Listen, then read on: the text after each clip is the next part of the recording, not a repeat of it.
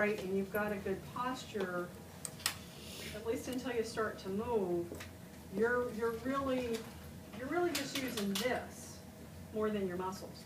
And so good posture is more than just what your grandmother told you or your mother. You know, yes, you look nicer when you've got good posture, but that's a societal expectation. The reality is if you've got good posture, then you move more efficiently. Okay? If you move more efficiently, then you don't get as fatigued doing what you need to do because you're using your bones, not your muscles. So can you see, if we take that next step into treatment, can you see that posture is really important for your patients because they're already low on the energy scale to start with. So if we can help them gain better posture, they're going to be working more efficiently and they're going to be able to do more stuff.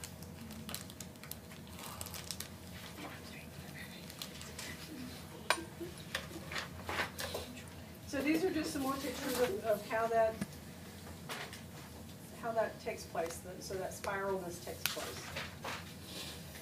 Okay, here's the picture of like resting on your Y ligament. So without the use of your muscles, the basis for standing and posture, especially for individuals with paraplegia. So like even a pretty severe paraplegia. So paraplegia is like paralyzed from the waist down.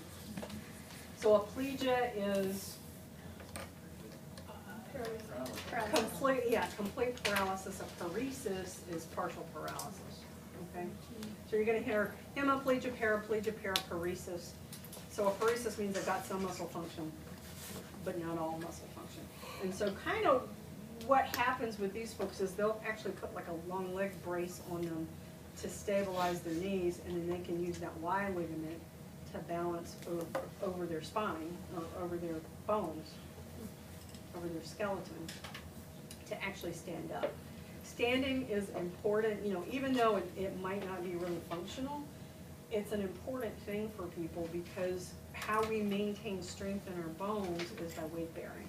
You know, it's like over time we've heard lots about, you know, get your calcium, and women need weight bearing exercise to keep their bones strong so they don't get into osteoporosis and blah, blah, blah. And it's true. Actually, before I started running, I had a bone density study done, and I was starting into a little bit of what they call osteopenia, which is the bone was starting to break down.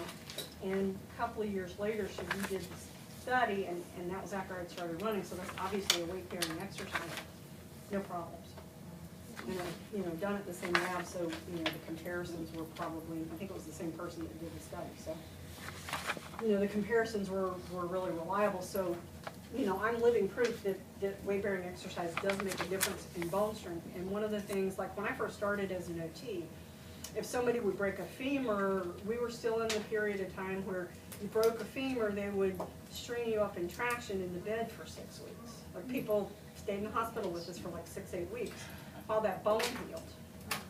The problem is that we, you know, I didn't see a lot of this, but bigger picture, you know, if you look at the number of people that break their legs and the number of people that die from that, you know, what would happen is because of that laying down, being in the bed, not moving for 6 or 8 weeks much, people were developing blood clots that would break loose and either cause a stroke or heart attack or, you know, to the lungs or something. Or they were getting pneumonia and they would die from pneumonia because they didn't have the reserves to